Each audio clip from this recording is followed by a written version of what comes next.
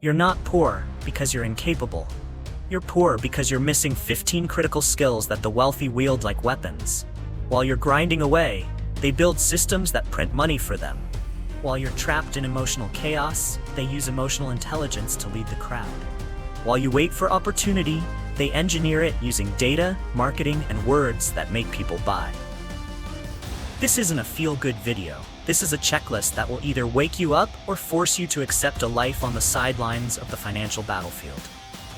If you have the courage to face the truth, step into this journey and unpack the 15 skills that can transform an average person into an unstoppable value-generating machine. Money doesn't go to complainers. It flows to action takers. In a chaotic world, those who can't solve problems will always be victims, tools, leftovers. Every problem is a door to profit, but it only opens for those who dare to grab the handle. Don't wait for things to get easier. There's no value where it's easy. If you can't turn disorder into structure, the system will chew you alive. From the office to the marketplace, problems are currency for those who know how to fix. Look at your current job. Every problem you avoid is income you've just killed. Don't ask why your salary doesn't grow. Ask if you've solved anything that matters. You're paid to eliminate obstacles, not to explain why they exist. If you want more money, develop a bigger mindset. The mindset of a problem solver, not a blamer. The market doesn't care about your effort. It only rewards outcomes. Successful people don't fear problems. They treat them as level-up checkpoints. They dig deep, trace causes, reconstruct strategies. The more problems, the more chances to prove worth. While average folks blame the system, smart ones build new ones. The question isn't why do problems exist, it's who's skilled enough to fix them. That answer is the gap between earning 5 million and earning 5 billion. Don't confuse emotional intelligence with being nice.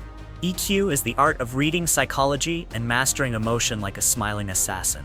In high-stakes environments, uncontrolled feelings are poison. The wealthy don't react, they counterstrike with silence at the right moment, or a nod that causes opponents to collapse. EQ lets you see beyond the surface and read true motives. Those who control emotions control outcomes. Power doesn't always scream. It whispers through the one who sees everyone's emotional blind spot and hits it calmly. EQ is the advantage no one can copy. You can teach skills, but not the finesse of a glance or the nuance of a pause. In a tense negotiation, someone with high EQ won't rush to argue. They'll let the other side reveal what they need. That's invisible power that determines visible results. Whoever controls the room's emotional temperature controls the deal. Influence doesn't belong to the loudest, it belongs to the one who calibrates silence with surgical intent. High EQ individuals aren't swayed by others' emotions. They harness them. Like a pilot steering through storms, they guide people through chaos, calmly. This is why high EQ people become leaders, even when they don't yell or posture. They know when to stay quiet and when to cut deep. They don't lead by force, they influence through presence. Their value isn't in what they do, it's in how others behave differently in their orbit. Emotional intelligence isn't about being liked, it's about bending outcomes with psychological precision. If you don't know how to code, you're living in a world you can't control. While you pay others to build your tools, coders create the platforms, run them, and charge people like you for access. Coding isn't just for techies, it's the new language of power. It's not just a skill, it's freedom. If you want financial independence, start with technical independence. Otherwise, you'll always be chained to systems built by someone else, someone billing you hourly. And they don't work harder than you. They work smarter than you. Coding is how you talk to machines and make them work for you. One simple script can automate 3 hours of your daily manual labor. You don't need to become an AI wizard, but you must understand how machines think. Coders don't just do tasks, they design systems. In an era run by automation, data, and apps, those who can code direct the flow of money. The rest just react to it. You can either learn how the system works or spend your life serving those who did. You can start from zero. That's the truth. But if you refuse to learn the language the modern world runs on, you'll always be locked out of the big table. Coding doesn't require genius, just logic and persistence. Every line of code you understand breaks a link in the chain of dependency. In the 21st century, freedom doesn't come from speech, it comes from command lines. That's the tool that lets you build wealth on your own terms. You don't just do coding, you use it to dominate quietly behind the scenes while others wonder why you keep winning. Design isn't about looking pretty. It's about making people click, buy, trust, or act without thinking. Dreamers draw, earners design. Every color, shape, shadow, and space is a psychological trigger. You don't need to shout to sell. A great design does the talking for you, silently, relentlessly. And here's the brutal truth. No one cares how long it took you to make something if it looks like trash. The market doesn't reward effort, it rewards attention and conversion. Design is not decoration, it's behavioral manipulation for profit. Businesses don't pay for beauty, they pay for results. The designer who understands this becomes the silent general of revenue. In a world ruled by visuals, you either control what people see, or you get ignored. A logo doesn't sell the product, but it anchors memory, and memory is the gateway to trust. You could have the best product on earth, but if it's wrapped in a bland or chaotic visual, the market will swipe past you like a bored kid on TikTok. Bad design kills good ideas. Knowing how to design means you can deliver messages without saying a word. It's the skill that lets you stop people mid-scroll without begging for their time. Design is the front line in the war for attention. Win there, and you win everywhere else. You can use free tools, you can learn from open platforms, but the one thing you must develop is a designer's mind, the ability to ask, why does this image make people act? Because when they act, you get paid. That's not art. That's strategy with a price tag. You're not failing because you lack talent. You're failing because you can't express that talent in a way people understand or care about. In every pitch, negotiation, meeting, or deal, the one who communicates with clarity and confidence always wins. Poor communicators wait to be discovered. Skilled communicators make themselves unforgettable. The world doesn't reward the most capable, it rewards the most understood. That means you don't just need skills, you need to make your value obvious in seconds. If your words are confusing, your paycheck will be too. Great communication isn't about being eloquent, it's about being exact. Right words, right timing, right emotional tone. If you speak and no one remembers, you've wasted oxygen. But if you speak and they act, buy, agree, believe, you've just earned with your mouth. That's the most underused income stream. Every time you explain something poorly, you lose a chance to be taken seriously.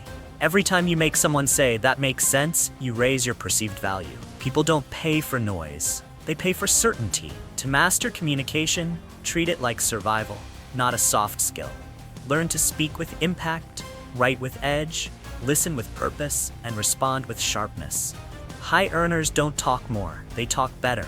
They don't waste words, they deploy them like weapons. Every conversation is a subtle battlefield. Whether you win or lose depends on what you say, what you don't, and how people feel after you speak. Communication is not about chatting.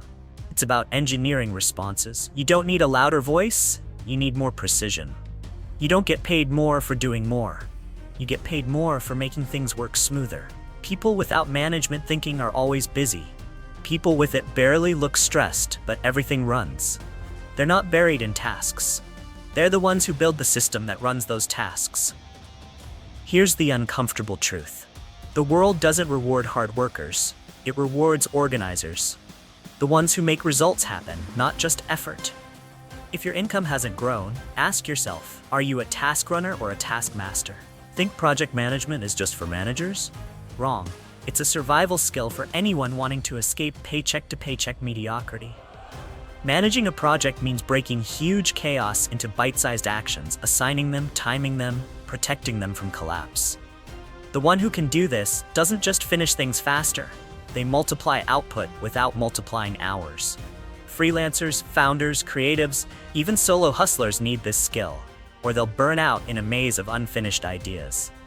Leverage doesn't come from more energy. It comes from smarter structure. People without systems always react. People with project thinking always predict. One puts out fires, the other prevents them. The difference? One runs around, the other directs traffic.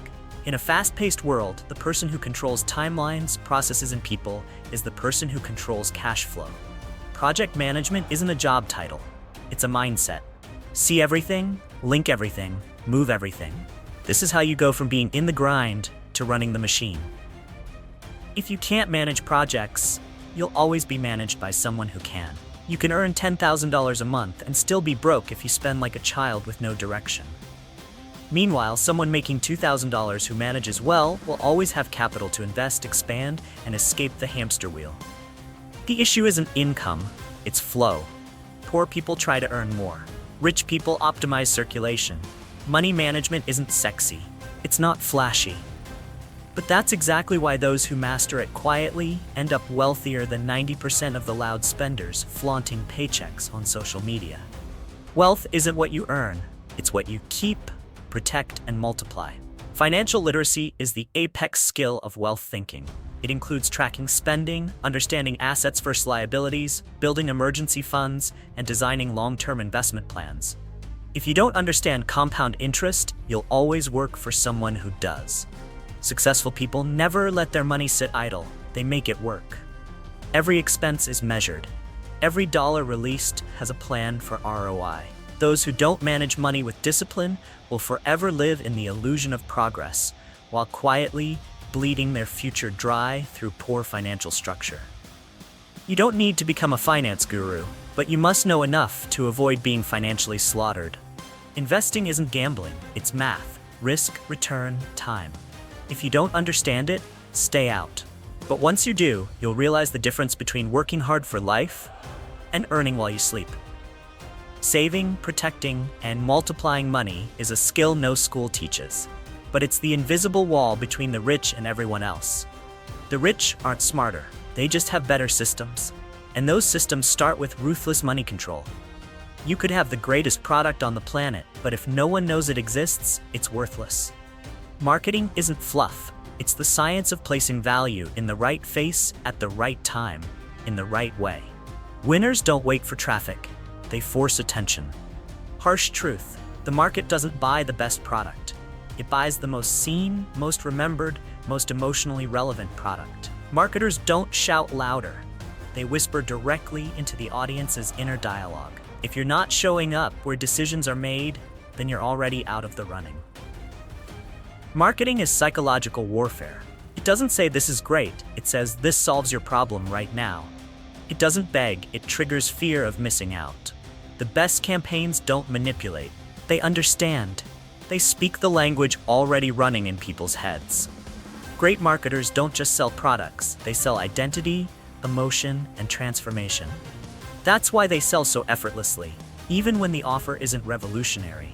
Because people don't buy logic, they buy belief. And the marketer engineers that belief, piece by piece, until the sale feels like the buyer's own idea. In the digital age, not knowing marketing is like not knowing how to breathe underwater. You drown while others swim freely.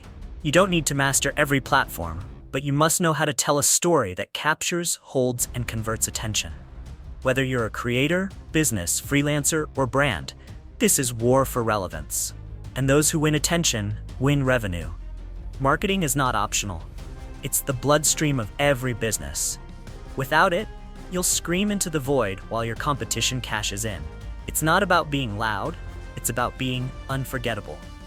Most broke people make decisions based on gut feeling. Wealthy people base theirs on data. That's the difference. One guesses, the other measures. If you don't analyze data, you're driving blind and praying not to crash. Meanwhile, others have maps, sensors, dashboards, and forecasts. Data doesn't lie. Only people who don't understand it get manipulated. The more fluently you speak in numbers, the more power you hold. Decisions backed by data aren't lucky, they're inevitable. Either you extract profit from patterns, or you get crushed by them. Data analysis is no longer just for tech geeks. It's survival for anyone serious about performance. Selling something? Track buying behavior. Running ads? Measure conversions. Creating content? Watch time, retention, click-through.